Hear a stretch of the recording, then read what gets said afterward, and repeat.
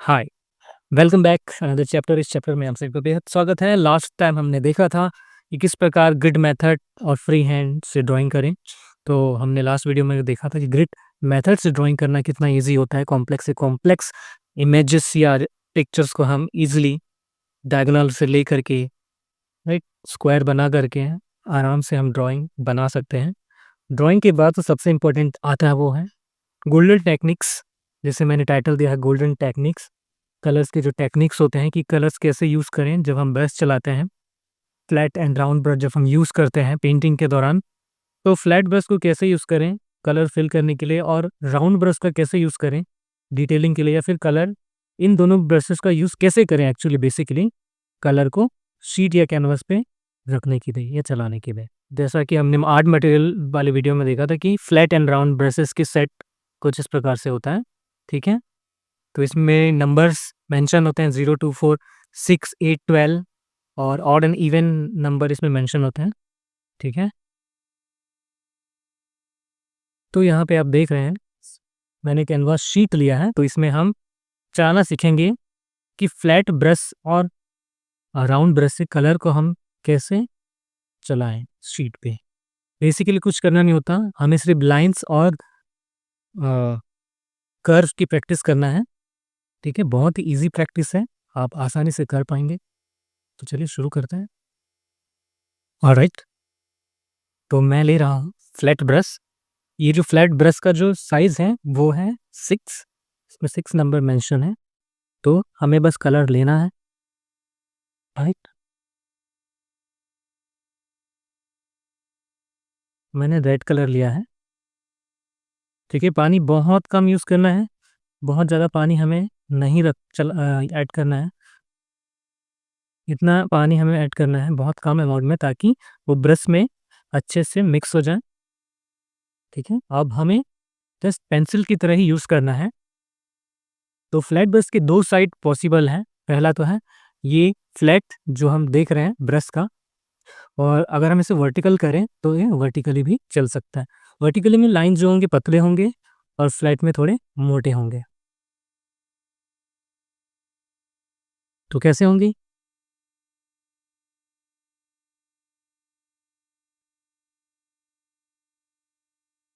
Okay, तो ये flat brush का जो हॉरिजॉन्टल साइड है बहुत ही आराम से चलाना है। ठीक है, फर्स्ट एंड सेकंड लेयर में ये फिल हो जाता है।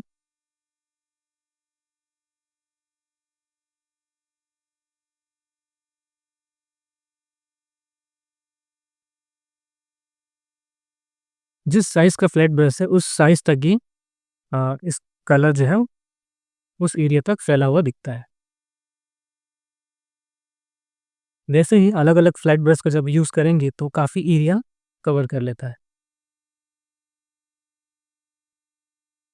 ऑलराइट, बेहद ईज़ी है। नेक्स्ट, इसी ब्रश को जब हम वर्टिकली चलाएँगे, ठीक है? ये जस्ट टर्न किए और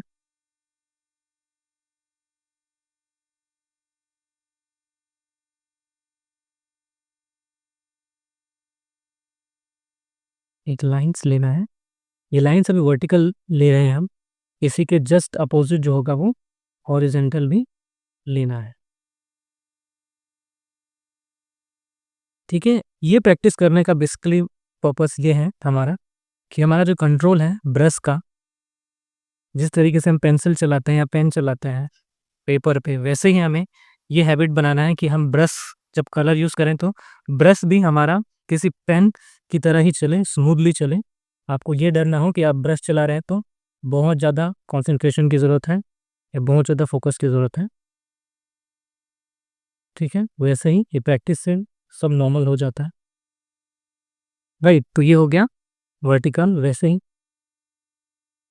हॉरिज़ॉन्टली,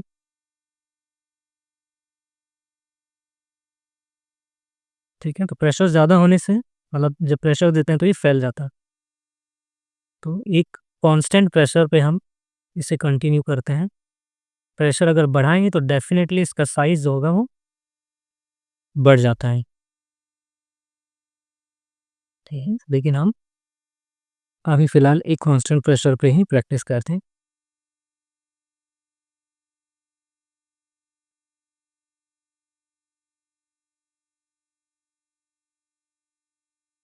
ठीक है?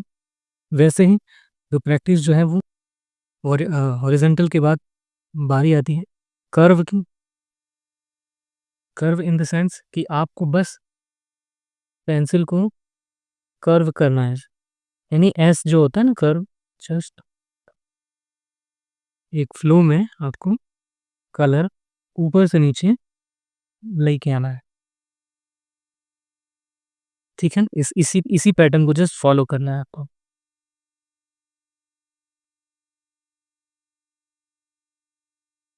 ठीक है? अगर कलर फीका पड़े तो दोबारा ले सकते हैं।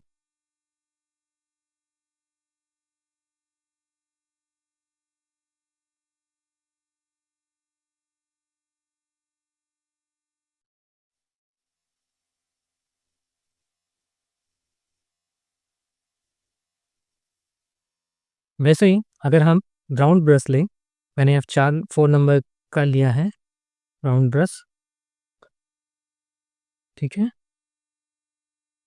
अगेन अब इसका जो स्ट्रोक होगा वो फ्लैट ब्रश से थोड़ा पतला होगा। ठीक है? राउंड ब्रश में क्या होते हैं, पतले लाइन्स निकलते हैं, पॉइंटेड लाइन्स। तो इसमें अगर हम देखें, ठीक है, एक नॉर्मल पतला लाइन हमें मिल जाता है।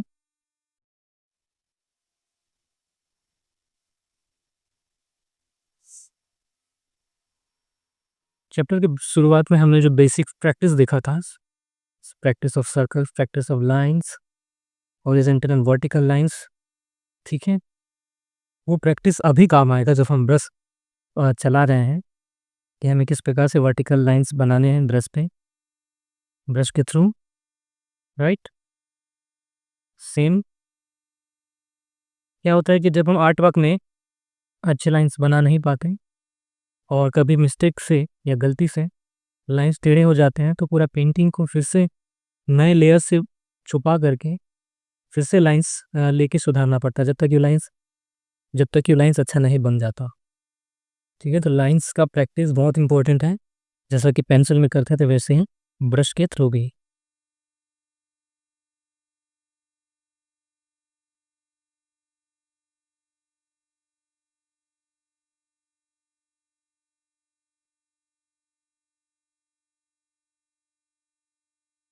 देखिए ये जो प्रैक्टिसेस होते हैं ना, बेसिक्स प्रैक्टिस देखने में काफ़ी बोरिंग होते हैं एक्चुअली, अगर मैं अपनी बात बताऊँ तो। शुरू-शुरू काफ़ी बोरिंग लगते थे, ये है क्या एक्चुअली में, राइट? बट जब हम इसको करते हैं तो एक्चुअली में ये हमारा बेस रेडी करता है। ठीक है?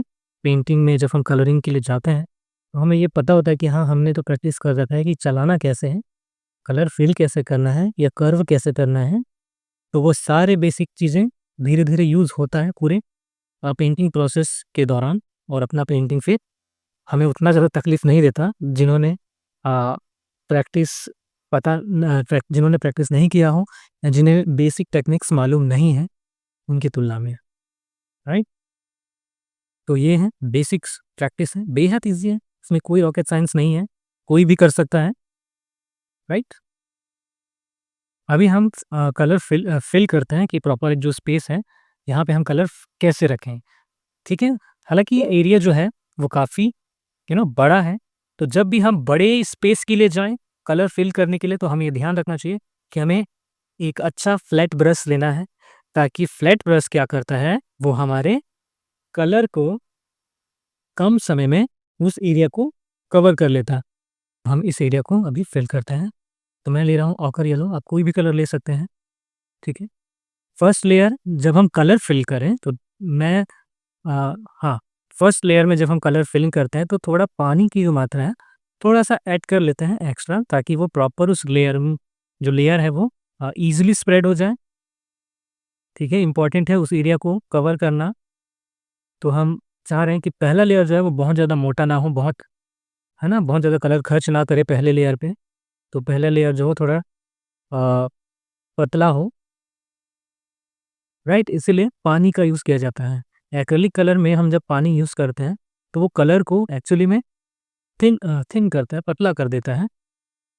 और कुछ मीडियम्स आते हैं जो कलर को मिक्स कर देते हैं। जैसे लास्ट टाइम मैंने आर्ट मटेरियल में देखा था कि जेल आता है, एक्रिलिक जेल, तो वो जब यूज़ करते हैं तो वो कलर को मिक्स करता है। वो कलर को पतला या कलर की जो इंटेंसिटी है या जो विस्कोसिटी है उसको वो एज़ इट इज़ रखता है, लेकिन वो मिक्स भी कर देता है। लेकिन पानी क्या करता है?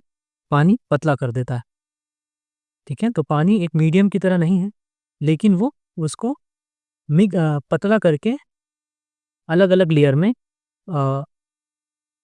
कन्वर्ट कर देता है, ठीक है? इसीलिए हम पानी को कलर की मिक्सिंग के लिए यूज़ करते हैं कि जब भी हमें पतला लेयर से मोटे लेयर की ओर जाना होता है, तो पानी की मात्रा भी हम धीरे-धीरे कम करते जाते हैं।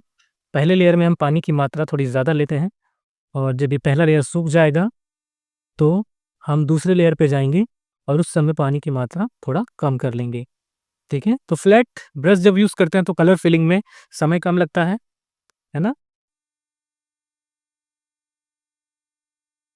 दूसरा जो आप देख रहे हैं बॉक्स, इसमें हम करेंगे ब्लेंडिंग।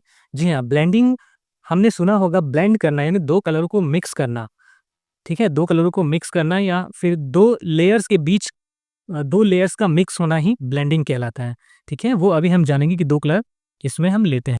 अब मैं ले रहा हूँ यहाँ पे हाफ-हाफ पे, तो इसके 50% और इसके मतलब 50% अबव एंड डाउन, दोनों साइड यानी ऊपर और नीचे मैं 2 अलग-अलग कलर ले रहा हूँ।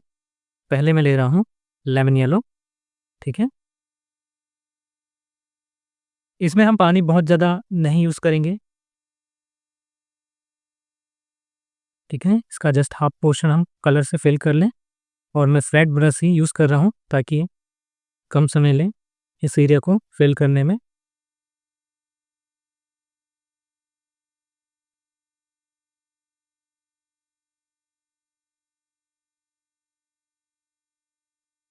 दूसरी साइड हम ले रहे हैं रेड,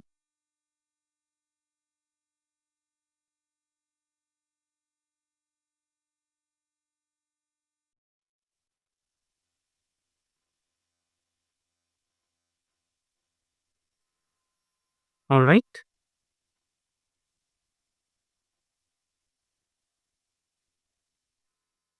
अभी आप देख रहे हैं कि 2 कलर को अभी हम आइडेंटिफ़ाई कर सकते हैं कि ये जस्ट लेमन येलो है और ये रेड, ठीक है? लेकिन जब हम इनके बीच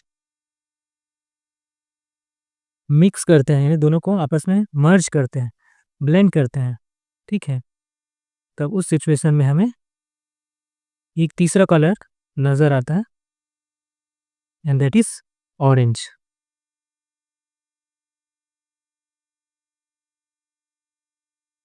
ठीक है?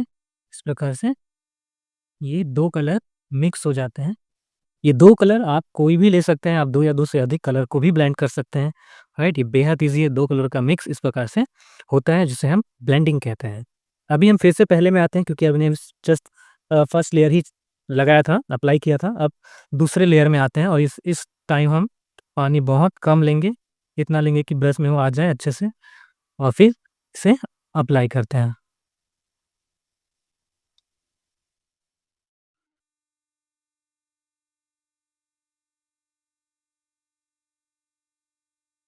तो जब सेकंड लेयर हम अप्लाई करते हैं और सेकंड के बाद जब थर्ड लेयर अप्लाई करते हैं या आप फर्स्ट के बाद जितने भी लेयर अप्लाई करें, तो कैनवास का या जो हमारा शीट है, अगर हम शीट में बना रहे हैं, हालाँकि मैं इसमें कैनवास यूज़ कर रहा हूँ, कैनवास शीट। तो अगर हम उस पे बना रहे हैं, तो क्या होता है कि कैनवास का जो कपड़ा होता है, उसमें जो रेस्ट जो डॉटेड होते हैं, वो दिखने लगते हैं फर्स्ट लेयर में। लेकिन जैसे ही हम दूसरा और तीसरा लेयर अप्लाई करते हैं, तो वो जो अ, व्हाइट व्हाइट डॉट है ना? क कैनवास कपड़े का जो व्हाइट व्हाइट जो दिखता है, वो धीरे-धीरे छुपने लगता है। कहने का मतलब है कि कलर प्रॉपर फिल अच्छे से हो रहा है। ठीक है? अब हम यूज़ करेंगे ये ब्लेंडिंग और कलर फिलिंग को यूज़ करके कोई सीनरी में कैसे इसे हम अप्लाई करें। ठीक है? तो अभी मैं ले रहा हूँ ऑकर येलो अगेन नीचे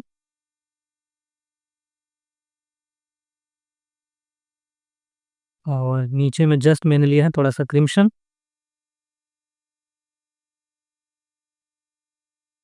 क्रिम्शन एक कलर होता है, पिंक के जैसा ही होता है। ठीक है, मैं जैसे कलर ले रहा हूँ, ज़रूरी नहीं कि आप भी वैसे ही लें, लेकिन आप प्रैक्टिस के लिए ले सकते हैं। आप फ्री हैं, कोई भी कलर, कोई भी 2 कलर, 3 कलर के साथ आप ये पेंटिंग पे अप्लाई कर सकते हैं। ऑलराइट, तो ऊपर से मैं ऑकर ले रहा हूँ, यह ऑकर येलो लिया हूँ और नीचे से मैंने लिया है क्रिम्शन, और फिर मैं दोनों को अच्छे से ब्लेंड कर लूँगा।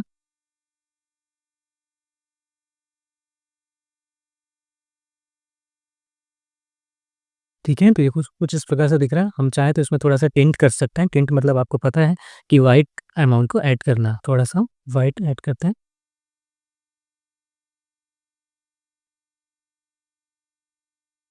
ठीक है, तो इस प्रकार से ब्लेंडिंग हो गया। हम कैसे तीसरा कलर यूज़ किया, यानी व्हाइट ऐड किया हमने इसमें, इसे टिंट करने के लिए।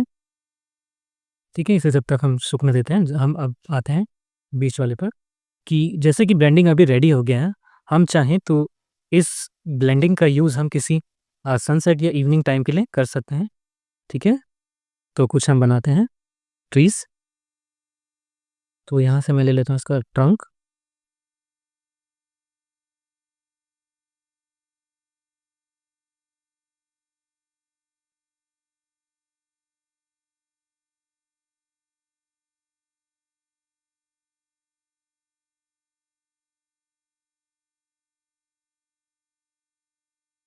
एक ऑप्शन,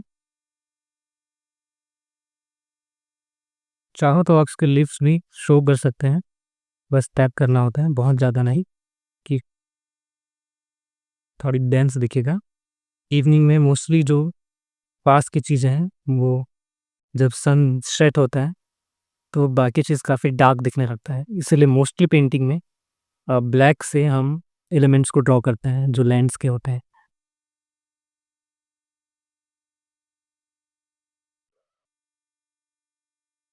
तो मैं थोड़ा ब्लू ऐड कर रहा हूँ।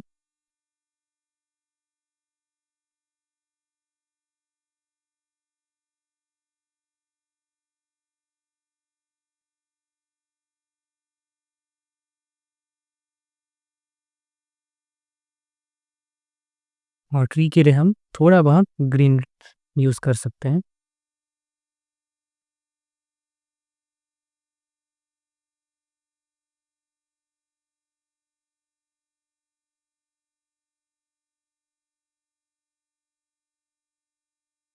ठीक है, मैंने तो शेप ग्रीन यूज़ किया है।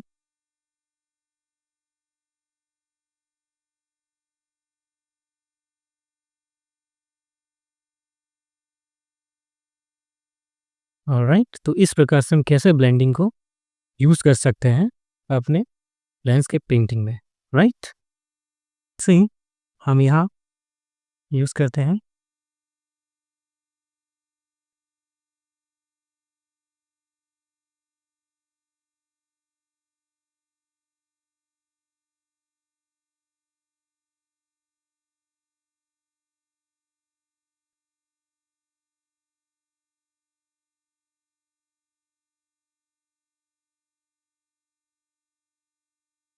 अभी जो हम प्रैक्टिस कर रहे हैं बेसिकली, कि किस प्रकार से हम ब्लेंडिंग को यूज़ करें अपने पेंटिंग के लिए, ठीक है? लेकिन हम जब फाइनल में करेंगे तो उसमें और हम और डिटेल से चर्चा करेंगे कि कलर को एक्चुअली कब और कैसे अप्लाई करें, कैसे लाइट टू डार्क जाया जाए, राइट? जो कि बहुत इम्पोर्टेंट है। तो यहाँ क्लाउड को भी शो कर सकते हैं थोड़ा ब्लू कलर में, राइट? तो इस प्रकार से हम अलग-अलग, अभी मैंने वो जस्ट इमेजिनरी ऐसे लैंडस्केप अभी बनाया है, तो आप जब रेफ़रेंस लेंगी, और ये बहुत कम साइज़ है ना, जब हम बड़े साइज़ में बनाएँगे तो बहुत अच्छे से और डिटेलिंग से बनाएँगे, मैं आई एम श्योर बहुत मज़ा आएगा, राइट? लैंडस्केप ड्राइंग में बहुत मज़ा आएगा। सो तो ये था हमारा जो गोल्डन टेक्निक है, जो कि बहुत ही सिंपल है। मैं इसलिए गोल्डन कह रहा हूँ क्योंकि ये एक ऐसा पावरफुल टेक्निक है जिसका इम्पैक्ट हमारे पेंटिंग में दिखता है, राइट? हमने देखा कि किस प्रकार से फ्लैट ब्रश से लाइन्स लें, कैसे उसे वर्टिकली करके हम लाइन्स ले सकते हैं, फ्लैट करके ले सकते हैं, हॉरिज़ॉन्टल एंड बोथ, ठीक है? कर्व्स कैसे लें, ठीक है? अलग-अलग साइज़ के ब्रशेज़ के हेल्प से ये सभी सारे ब्रशेस से हम ये कर सकते हैं, ठीक है? और ये करना चाहिए, तभी वो प्रैक्टिस कंप्लीट होगा। अपार्ट फ्रॉम दिस, कलर कैसे फिल करें, लेयर बाय कैसे लेयर गए, फर्स्ट एंड सेकंड लेयर में हम चाहे तो तीसरा लेयर भी जा सकते हैं, राइट?